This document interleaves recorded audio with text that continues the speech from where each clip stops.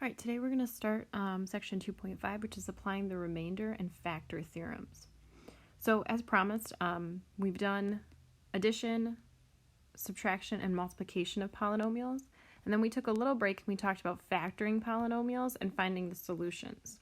And the reason we did this in between doing division is because division of polynomials lets us find whether or not a factor is a factor or a solution of a polynomial. So we're actually going to skip example 1 for now because long division is a little trickier than synthetic division. And I think synthetic division will be easier to pick up even via video. So jump to example 2 using synthetic division. So if you remember from synthetic substitution, the general setup here, so when you're dividing, you'll have your little synthetic box, and then this part here is what goes here. And again, it's just the coefficients. So it'd be a 2, a 1, a -8, and a 5. As a reminder, that comes from your highest degree. That'd be your x squared, that's your x, and your constant. If you're missing something from your highest degree to your constant, you do still have to have a 0. Now what goes here, in this spot right here, is this number, but there is one caveat to that. You need to change your sign. Change sign. This is just part of the magic of how synthetic works. So instead of a +3, you'd put a -3. So again, this number here comes from there, but you have to change your sign. Once you have this initial setup, though, it's just like when we were doing substitution. The 2 drops down. Once it comes outside of this box, you have to multiply it by that -3. So -3 times 2 is -6, and that goes back up here. And then you add straight down. 1 plus -6 is -5.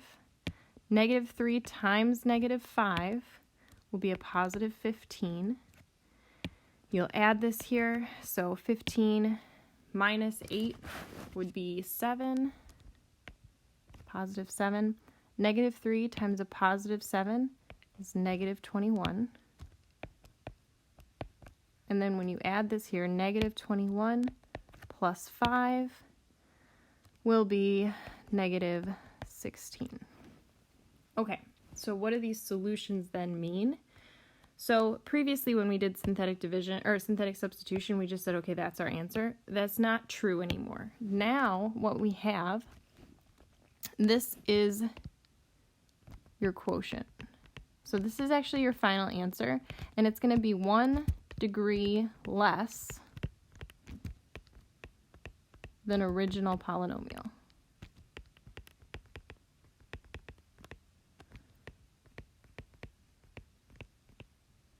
And then this last number here, this is actually your remainder.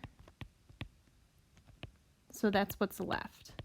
So your final answer would be written as 2x to the second, because it's 1 degree less than x to the third, minus 5x plus 7.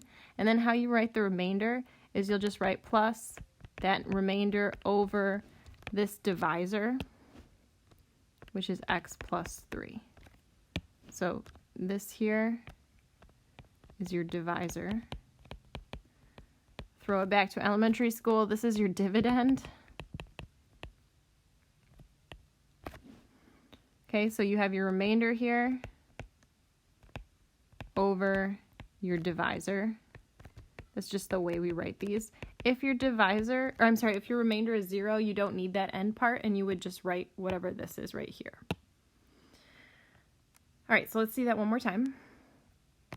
For B, again, start by setting up your synthetic division box. We have an x to the third, so this is a 1. That comes from that number there.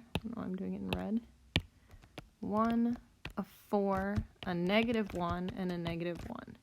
So again, check, this is an x to the third, x to the second, x, and then your constant. And then this number here, remember, change the sign, so it's a -3. And then the rules are, you drop down this first number.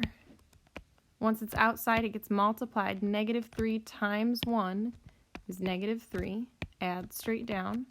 4 plus -3 is 1. Again, -3 times 1 is -3. -3 plus -1 is -4. -3 times -4 will be a positive 12. Negative 1 plus positive 12 is 11. So this is my quotient. This is my remainder. So my final answer, I will write my quotient. It's going to be an x squared because we started with an x to the third.